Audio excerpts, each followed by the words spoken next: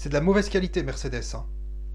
Reste jusqu'à la fin et je t'expliquerai tout. Je vais te révéler un petit secret de constructeur. Je vais te parler d'Audi que je connais très bien. Audi A6 C4, 97, 94.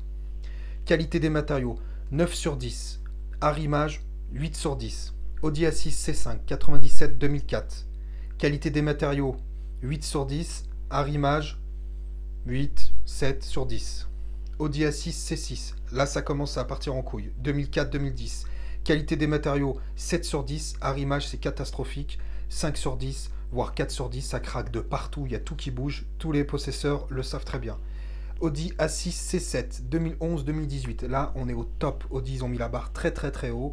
On est sur du 10 sur 10. J'ai jamais vu ça, c'est extraordinaire. Tous les possesseurs de ces véhicules le savent très bien. On est au top du top. Il n'y a rien qui bouge, pas la moindre petite vis. Là, ils ont mis la barre très très haut. Audi A6 C8, 2018 jusqu'après. Pareil, là, ça part en couille totale. Donc la qualité des matériaux, on est toujours bon, on est à 8, 7 sur 10. Arrimage catastrophique, 4, 5 sur 10. Il y a tout qui bouge, tout qui craque, comme sur la Mercedes. Alors pourquoi les constructeurs ils font ça? Ils font le yo-yo comme ça au fur et à mesure des années, pour faire des économies, tout simplement. Et les marques françaises, toutes les marques françaises, elles ont progressé en entendant derrière sur la qualité des matériaux, les arrimages. C'est pour ça qu'on voit les dernières Peugeot, les dernières Renault, etc. Ils ont progressé. Et les Allemands continuent à faire le yo-yo. Audi, c'est pareil, hein, ils font la même chose.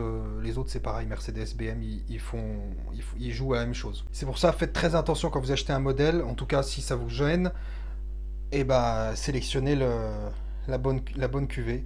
Et il y a tout le reste, là je parle que de l'habitacle, tout ça. Après, on parle pas du reste, mais c'est la même chose. Il faut vraiment savoir sélectionner le bon millésime pour pas se tromper, quoi. Je vois dans les commentaires, genre c'est impossible, c'est pas possible, c'est pas vrai, une voiture à 200 000, la démontée, elle est vieille, elle est pas d'origine, tout ça. Mais non, c'est vraiment vrai, c'est catastrophique. La question c'est comment c'est possible qu'en neuf ça se vend, mais souvent les véhicules, 80% des achats en neuf, c'est pas des particuliers, donc c'est des sociétés.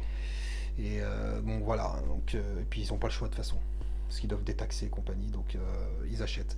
Mais c'est comme ça monte et ça descend, donc il faut juste, toi, ton intérêt, c'est de bien sélectionner le bon modèle, pour éviter de te faire douiller, parce que c'est vrai que des voitures à 200 000, 50 000, 60 000, c'est inacceptable, c'est inacceptable.